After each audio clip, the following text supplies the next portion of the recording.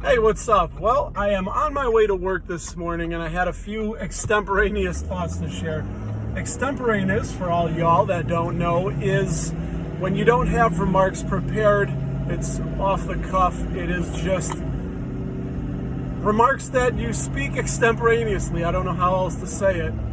So, what we are doing is driving to work, I'm sharing some thoughts. Market is way up today, crazy up.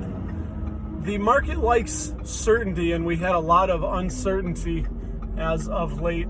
That's all taken care of. Very interesting thing last night. My wife has endometriosis, and we went to a dispensary here in Illinois, in Villa Park, Illinois, to be exact. And by the way, there's going to be no editing this, no cutting. It's going up. It is what it is. You are with me on my way to work in the morning. We went to a dispensary, and this is how it should be. This is how the future is going to be, and rightfully so. I don't care why you don't think people should be putting things into their body, but honestly, the war on drugs has been an abysmal failure. What the war on drugs has been is a war on consciousness. It is a war against people deciding if they wish to alter their state of mind. And that's not right. We only live this life once. We have one life to live, and one person shouldn't be dictating to another person or group of people what they can or can't put into their body. Now, if you're worried about destruction of property or what people might do, well, we already have laws on the books for that. You can't hurt people, you can't kill people. You cannot destroy another person's life or property without their consent or their express written permission. Which is funny, because that's also another thing, is that everybody owns their life, they own their property. And I also support the right to die if somebody is terminally ill and they so wish. Big bump. What was I saying? Oh yes, the right to die and the right to life and consent. You should be able to give your consent to be hurt, I guess. Now, we do have to hurt people at times, because if your child needed surgery, well, the doctor technically is going to be hurting them by performing the surgery, but it is for the betterment of their life and to keep their life at a good level or a high level. Now, getting back to the dispensary, the thing with that, it was very clean, it was professional. It was a little bit like going into a bank or Fort Knox. I thought we were going to be meeting the president, quite honestly, and my tea is dripping all over the place. Do you see this? I drink black tea in the morning all over. I drink black tea in the morning. We just got on the expressway. No sugar, no cream, no nothing like that. We drink it black around these parts. And it was very, very nice. It was very clean. There was knowledgeable staff. We asked the question. We told her, the girl, very nice girl, what we wanted, what we needed, what we were looking for. My wife at times has endometrial flare-ups, so she needs a little bit of relief. And sometimes the pain medication, like ibuprofen, just doesn't cut it. And she doesn't, so we've tried CBD, and there's been some relief from that, but she was looking for something just a little bit stronger, particularly at night to sleep. And it was very, very well done. We went in, spoke with the girl at the counter. She showed us some options. She showed us different price levels, different strength levels, what people have said about things. And that's how it should be. All the products were created in a laboratory. They're quality tested. They have ingredients. I always make the joke that, so I had a bad experience with a marijuana edible a few years back. we got a cookie. Somebody made cookies. It was a friend of a friend that lived in Colorado, and we're here in Illinois. And we followed, they said take an eighth of the cookie. We just did a little bit. I had no alcohol with it. And I felt nauseous and dizzy. And it was just an all in all bad experience. I went to bed. I was in the fetal position with the room spinning until I went to sleep. Now, I know that's not how marijuana is supposed to react with you, but it did for me. But I don't know what I took, how much of it I took. I don't know where it came from. I don't know the strain of marijuana it was. I don't have an answer for any of that. Why? Because it's illegal. How many lives could have been saved by people knowing exactly what they were putting into their body? That is the biggest thing that makes me angry, is that when you make something illegal, people have to take a chance. They don't know. If you drink alcohol, can you imagine saying, I want to drink alcohol, I'd really like to drink alcohol, and then somebody gives you a bottle of clear liquid and no label? Where did it come from? Somebody that knows somebody got this for me. What's the proof? I don't know. What's the proof? What kind of, is it vodka? Is it rum? Is it gin? I don't know. It's alcohol. Is it rubbing alcohol? I don't know. I don't think so. Yeah, and that's when the problem. Okay, so how much of this do I need to drink? Well, drink some and see how you feel, and then drink some more. Stupid. That's exactly what happens with people that use heroin, cocaine, any other drug. You name the drug. Psilocybin, I'm excited for that because it's naturally, psilocybin is the psychoactive ingredient in mushrooms. The psychedelic, I don't think that's a word, the psychedelic in mushrooms. And people have been helped. It's been proven that people with PTSD, people with addiction problems have been able to get off of those addictions. There's no reason that even something like marijuana, something that is found, grows naturally, it doesn't even need to be refined or manufactured into something else. You literally can just let it dry and eat it. That's it. Now, I've never done that, and I know people that have had fantastic experiences and some not so great. But my point is, if I want to try this someday, I should be able to walk into a store, speak with somebody, tell them what my goal is, what I'd like to do, what I'm looking for. They can assess my individual particular situation and make a recommendation. And then I can compare prices, do what I need to do, and buy. And we experienced that last night. It was my first time. And man, this is the future. It gives me hope. It gives me hope that people, and how long though have people been suffering with pain, with maladies that need to be treated in other ways, in I guess holistic ways. Yeah, we need Western medicine as well. But there's just no reason. Some people make a religious reason, but honestly, if there is a God that created everything, why did this God create certain things? To not have us do them? I don't buy that. It doesn't make sense.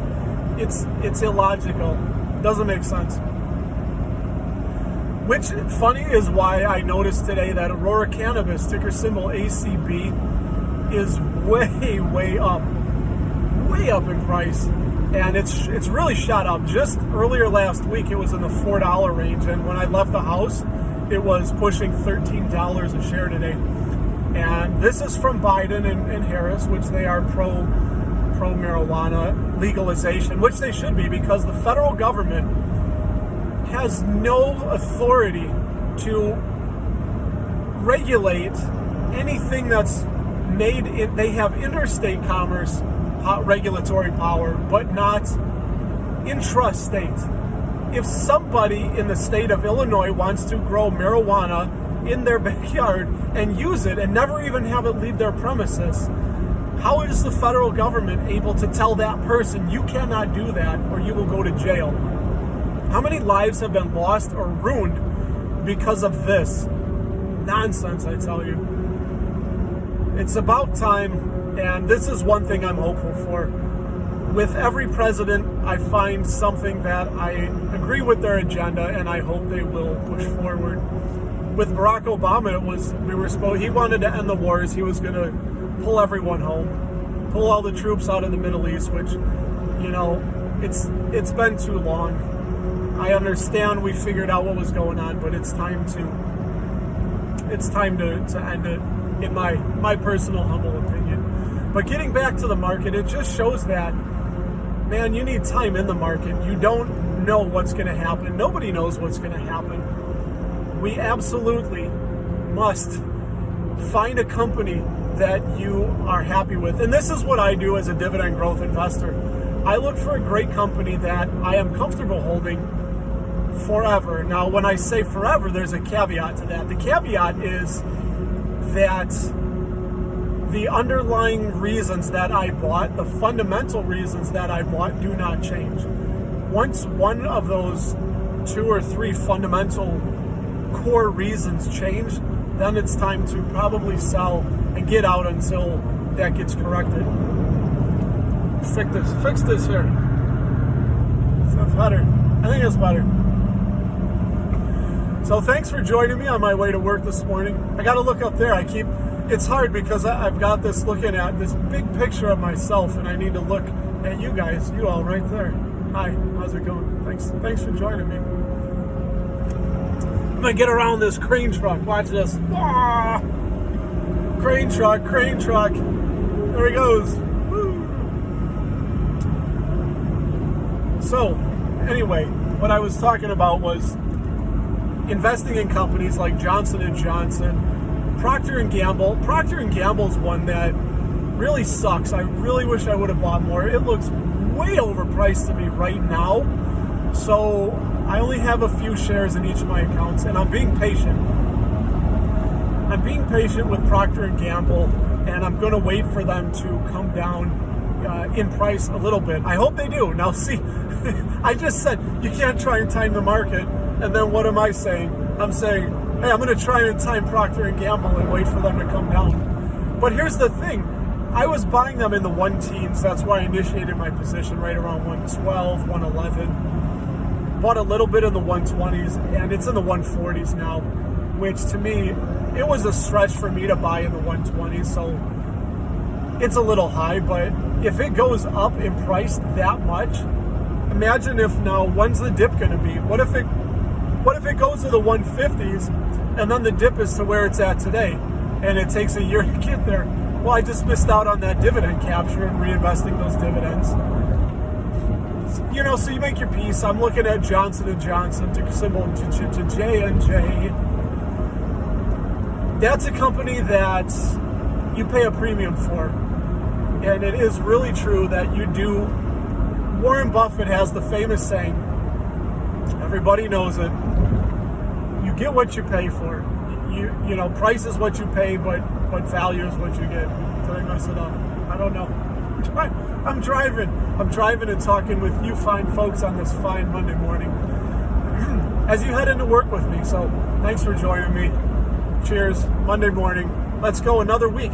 This is why I love living.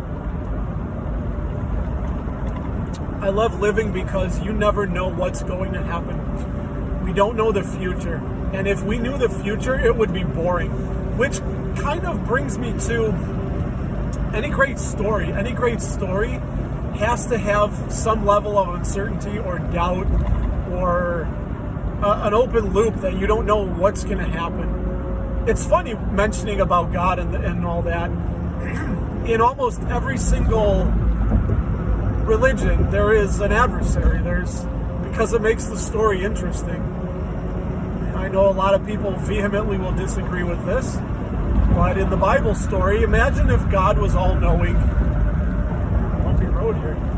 Imagine if God, they this being is all-knowing, but imagine if there was no adversary, there was no threat of a hell or punishment or a final battle of Judgment Day. That makes things interesting because it's what's yet to come. We know what has happened and what has been written down and documented, but in the book of Revelation that they talk about the battle of they tell, but nobody knows exactly. If it is to happen, we don't know what that's going to look like or when. So it keeps you engaged. It's an open loop is what they did. The writers of that book left an open loop because yes, they tell what's going to happen, but because nobody has lived through it, it's future casting in a way. So we are yet to live through that. Sorry, this guy up here is swerving. A lot of bad drivers out there. Dumb and Dumber. One of my favorite movies, Dumb and Dumber. And getting back to the Bible story, I really tried. I know a lot of people may turn off at this, but let me know. Let's talk about it. Leave a comment. Let me know what you think. As I like to say, a lot of the expertise comes from the community. But I really tried. I tried to believe, and I'm open. I'm open to suggestions. I will never say anything is for certain that I do not have direct proof of, which is a funny thought because the way I was raised, they taught us, has anyone ever disproven God to you? And the answer to that is no. Nobody has ever disproven God. But the flip side that I was never taught is if something does not exist, there is no proof of that. That is why the burden of proof falls on the claimant. Because how can you prove something doesn't exist without any proof? If something does not exist, there is no proof of that. So I'd love for you to try and provide proof of something that does not exist. It's impossible. Give me proof. Give me proof of give me proof of, as they like to say, universe farting pixies. Give me proof of Bigfoot. Give me proof of leprechauns. Just because you see drawings of them, people tell stories, there's songs, there's depictions, there's fables, there's folklore. Leprechauns could exist, but I don't know. Do they? The point is, if somebody made up leprechauns and they don't exist, there's not going to be proof of leprechauns. There's no way to give proof that something doesn't exist. So that's something you know now, is that when you hear the burden of proof falls on the claimant, that is why. You must give proof of something that you say exists. Cheers.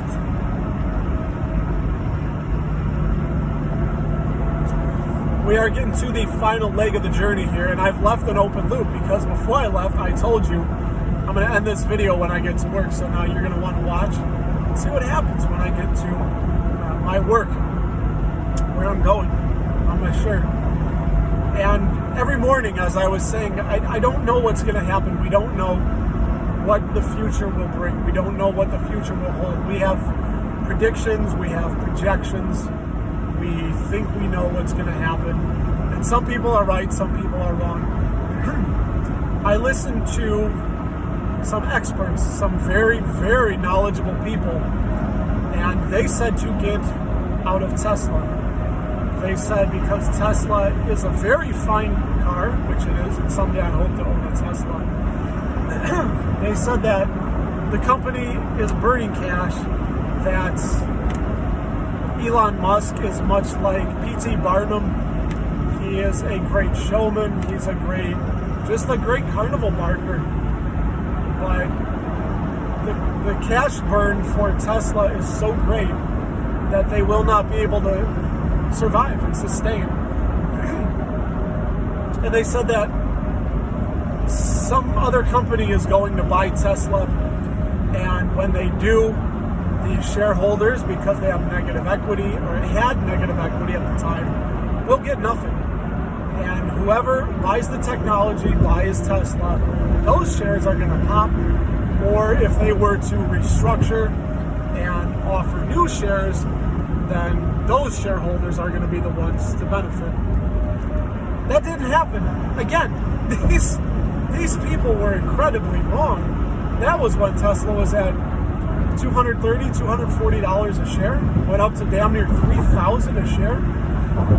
And it was because of them that I believe I had 3 or 4 shares around $215 a share, and I sold for $225. I think I made $40, $10 on each share. And I was happy with it.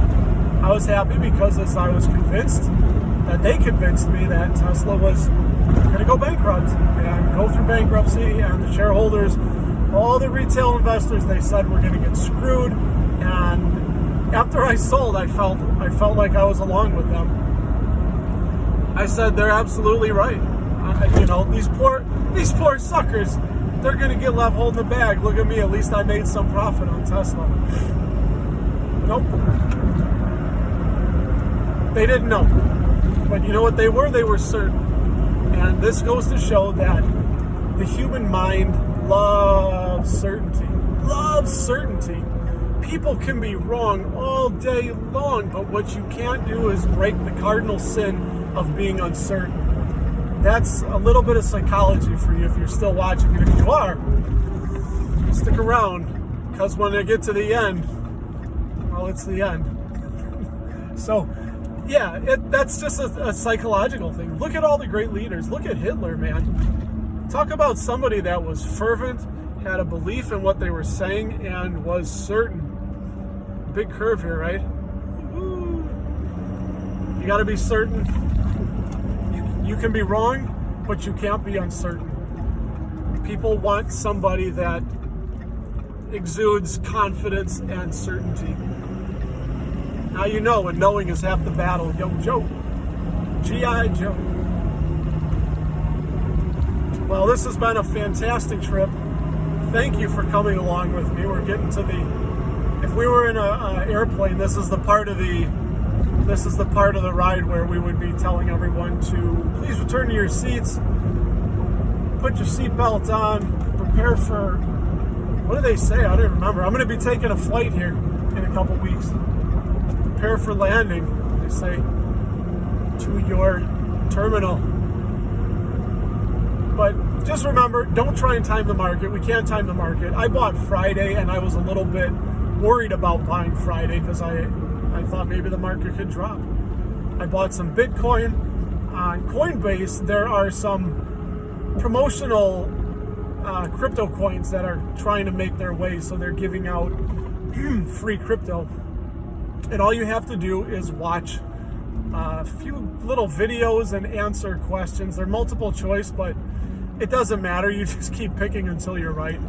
So you'll be able to get it. And just stick with it. Stick with it. Keep investing. Keep that money in the market. Keep that money working for you. Know what you want to buy and have a plan. That is the biggest key. The biggest thing that I can tell you is to have a plan. Stick to that plan always. As a dividend growth investor, that's what I did when the market tanked and cratered. I just kept buying. Now, I wish I had more money because I felt like a kid in a candy store as everything was on sale.